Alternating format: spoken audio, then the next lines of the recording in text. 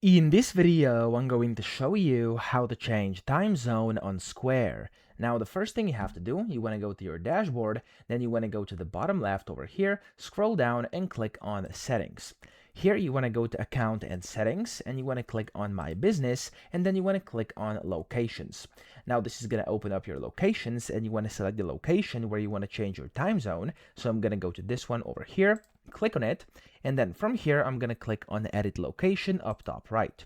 Now whenever you do this, it's going to give you this site over here, and what you want to do is just scroll down, and then down here as you scroll you can see you're going to get to business hours, and here you have the time zone. So you want to change the time zone by clicking on drop down over here. You can select whatever time zone you want, so I'm going to go for example with this one over here, click on it, click on save top right, and you are good to go. You've successfully changed time zone on Square. I hope this video helped you out. If it did, please subscribe to the channel and help me out as well.